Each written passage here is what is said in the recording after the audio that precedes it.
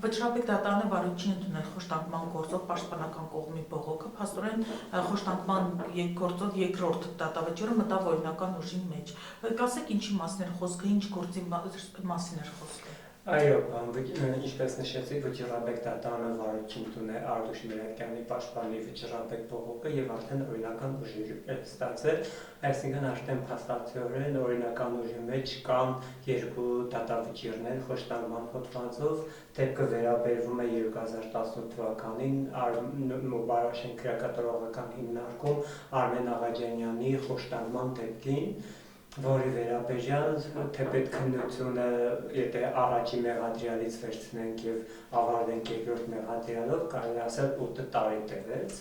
Դա շատ դժվար պայքար էր, քանի որ սա փաստացիորեն Արմեն Աղաջանյանի գործը առաջի խոշտանգման հոդվածով մեղադրական դատավճիռն է, իսկապես շատ բարդությունների միջով անցանք, սակայն փաստ է, որ հասանք արտահայտության եւ շատ կարեւոր է, որ խոշտանգումների գործերը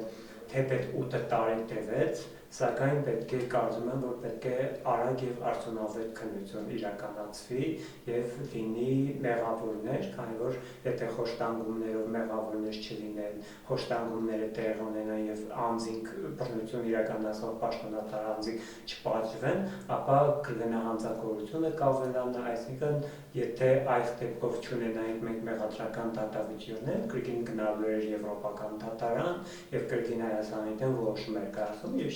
սա շատ կարևոր ձեռքբերում է, որ մենք հասանք երկու մեղադրյալների գործով մեղադրական դատավճիռի եւ Հայաստանում կարելի ասել դա շատ թե միջազգային կառույցների մոտ է դա շատ կարևոր հանգամանք, ի վերջո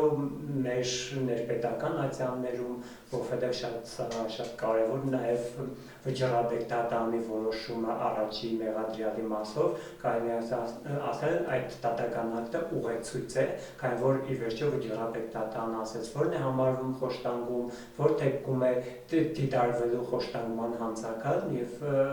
մնացած գործերի նկատմամբ իմ կարծիքով սա Հայաստանում նախատեպային որոշումը կիրառվելու է, հույսով եմ այդ սառույցը կոտրվել է եւ մնացած խոշտանգումների գործերով այս նախատեպը կկիրառվի եւ մնացած բռնություն իրականացող պաշտոնատար անձինք եւս կդատապարտվեն հաշվի առնելով այս նախատեպային իրավունքը, որ Արմեն Աղաջանյանի գործով ձևավորվեց։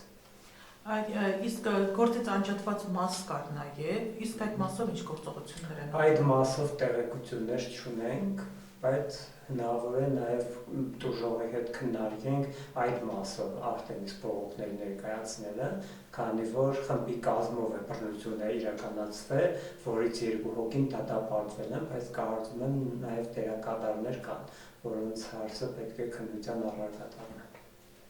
Այսինքն այդ բուժող կողմը սա համարում է մեծ հաղթանակ, քանի որ այո, սա շատ կարևոր հաղթանակ էր, թեպետ 8 տարի տևեց այս հաղթանակին հասնելու, կարծում եմ, որ սա նախատեպային որոշում է եւ շատ կարևոր որոշում է, որը սա միայն Արմեն Աղաջանյանի խնդիրը չէր, սա բոլորիս խնդիրն էր, քանի որ սա փոփոխություն բերեց այս որոշումը, այսինքն ռազմավարական դատավարություն էր, որը պետք է ոչ միայն Արմեն Աղաջանյանի գործով փոփոխություն բերի, այլ Հայաստանում քննվող խոշտանգումների գործերի վրա պետք է ազդի եւ պետք է սա կարևոր գործիք աշխատի հետագայում խոշտանգումների գործերի քննության նկատմամբ, վերջո նախատեպային պրակտիկայի կիրառման եւ այլն։